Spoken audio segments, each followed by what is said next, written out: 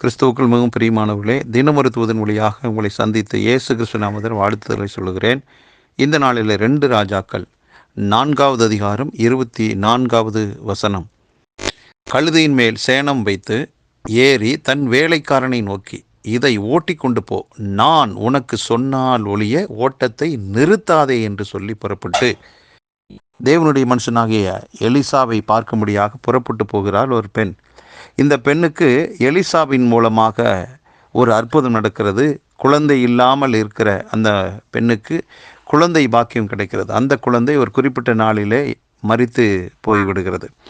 ஆகவே இந்த சூழ்நிலையில் எந்த தீர்க்கதரிசியின் மூலமாக கர்த்தருடைய வார்த்தை வந்து எனக்கு ஒரு நல்ல குழந்தை ஆண்டவர் கொடுத்தாரோ, அதே தீர்க்கதரிசியை பார்த்து மரித்து போய் இருக்கிற இந்த குழந்தைக்கு ஒரு சுகம், ஒரு விடுதலை, ஒரு உயிர்மீட்சி உண்டாகணும் என்றதான ஒரு நோக்கத்தோடு இவள் தன்னுடைய வேலைக்காரனை ஏற்றிக்கொண்டு தன்னுடைய கணவனுடைய அனுமதியோடு புறப்பட்டு போகிறாள்.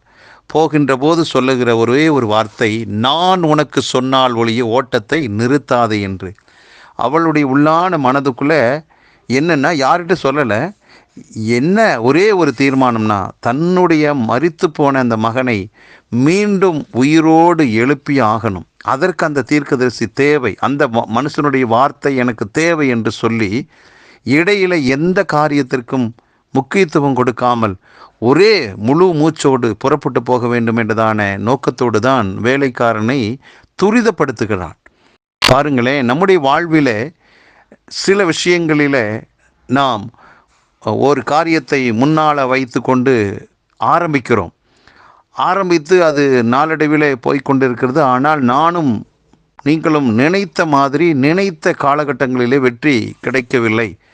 எதிர்பார்த்த ஒரு ஆசீர்வாதம், எதிர்பார்த்த ஒரு மேன்மை, உயர்வு ஒருவேளை கிடைக்கவில்லை என்ற ஒரு காரணத்தினால சில நேரங்களிலே அதை விட்டுவிட்டு வேறொரு காரியத்துக்கு போகலாமா என்றதான இரு நிலைப்பாடு, ஒரு சந்தேகம், ஒரு பயம், ஒரு தோல்வியான எண்ணங்கள் சில நேரங்கள் வருகிறது. ஒன்றை அடி மனதுக்குள்ள உறுதியாக ஒரு தீர்மானம் எடுப்போம். எனக்கு சொல்லப்பட்ட இந்த விஷயம் கர்த்தரிடத்திலிருந்து வந்தது. ஏனென்றால் எலிசாவின் மூலமாக அவளுக்கு ஒரு வார்த்தை வந்தது. அந்த வார்த்தை அவளுக்கு ஒரு குழந்தை பாக்கியத்தை கொடுத்தது. அப்போது அவளுடைய வாழ்விலே அற்புதம் நடந்தது கர்த்தரின் வார்த்தையினால். ஆகவே அந்த கர்த்தருடைய வார்த்தையின்படி பிறந்த குழந்தை அற்பாயுசில் மரிக்கிறது தேவ சித்தம் அல்ல. இவன் நீடோடி வாழ வேண்டும், ஏனென்றால் இது கர்த்தர் கொடுத்ததல்லவா. ஆகவே இதை இழக்க முடியாது என்றதான வைராக்கியத்தோடு தான் எழும்புகிறாள், புறப்படுகிறாள். இன்றைக்கும் இந்த வார்த்தை கேட்டுக்கொண்டிருக்கிற நமக்கும் தேவன் ஒரு தரிசனத்தை, ஒரு சொப்பனத்தை, அல்லது நேரடியாக கர்த்தர் கொடுத்த வார்த்தை, ஒரு தீர்க்க தரிசனமான ஒரு வார்த்தை, இப்படி பல விதங்களிலே ஒரு குறிப்பிட்ட காரியத்தை குறித்தான ஒரு உறுதித்தன்மை நமக்கு கிடைத்திருக்கும் பட்சத்தில், அதற்காக நாம் ஜெபத்தோடு காத்திருக்கும் பட்சத்தில், அது நடக்கவில்லை என்ற ஒரே காரணத்தினால் காலதாமதத்தை உங்களால் பொறுத்து கொள்ள முடியாமல் இடதுபுறம் வலதுபுறம் சாய்வதற்கு உங்கள் மனநிலை போகலாம்.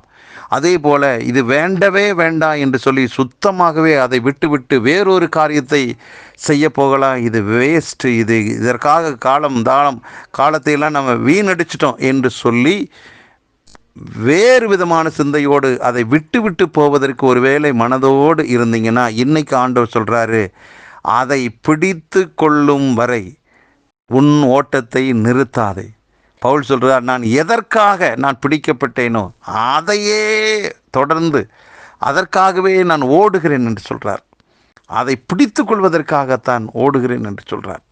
ஆகவே முன் வைத்த காலை பின் வைக்கக்கூடாது என்று இன்றைக்கு நான் சொல்லுகிற ஒரு ஆலோசனை என்னென்னா, கர்த்தர் உங்களுக்கு திட்டம் தெளிவாக ஒரு குறிப்பிட்ட காரியத்தை, குறிப்பிட்ட ஊழியத்தை, குறிப்பிட்ட வேலை, குறிப்பிட்ட பொறுப்பை, குறிப்பிட்ட ஒரு காரியத்தை தெளிவாக உங்களுக்கு உணர்த்தி இருக்கும் பட்சத்தில் அது நடக்கிறதுக்கு காலதாமதம் ஆகும் என்றதான ஒரு கேள்வி உங்களுக்குள்ள எழும் பட்சத்தில் பின்னிட்டு நீங்கள் திரும்பி பார்க்காதீர்கள்.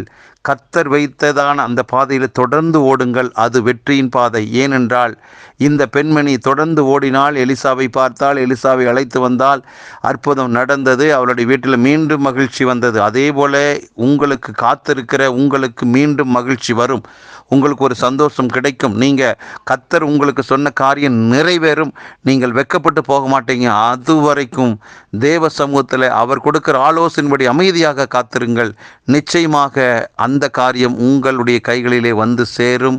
இனி காலதாமதம் ஆகாது. ஜெபிக்கலாம். நல்ல பிதாவே, ஆண்டவர் எலிசாவின் மூலமாக அற்புதத்தை பெற்றுக்கொண்ட அந்த மகளுக்கு உள்ள வைராக்கியத்தை கண்டு நாங்கள் ஆண்டவரை சந்தோஷப்படுகிறோம். அதே போல ஆண்டவர் எங்களுக்கு நீர் கொடுத்திருக்கிற தரிசனம், சொப்பன, வார்த்தை, தீர்க்க தரிசனம் இவை யாவும் ஏற்ற காலத்தில் நிச்சயமாக நிறைவேறும். அது வரைக்கும் நாங்களும் பொறுமையோடு காத்திருக்கணும். இடதுபுறம் வலதுபுறம் சாயாதபடி ஆண்டவரே உம்மை மட்டுமே நோக்கி பார்க்கிற அந்த மனநிலை, அந்த இருதயம் ஆண்டவரே இந்த வார்த்தை கேட்டுக்கொண்டிருக்க ஒவ்வொரு பிள்ளைகளுக்கும் உண்டாவதாக. உறுதித்தன்மையிலிருந்து இடதுபுறம் வலதுபுறம் சாயாதபடி உம்மை மட்டுமே நோக்கி பார்க்கிற வைராக்கியம் உண்டாவதாக. வெற்றி மேல் வெற்றி அடைந்து உங்கள் நாமத்தை மகிமைப்படுத்துவார்களாக. இயேசு கிறிஸ்துவின் நாமத்தை ஜெபிக்கிறேன் நல்ல பிதாவே, ஆமென்.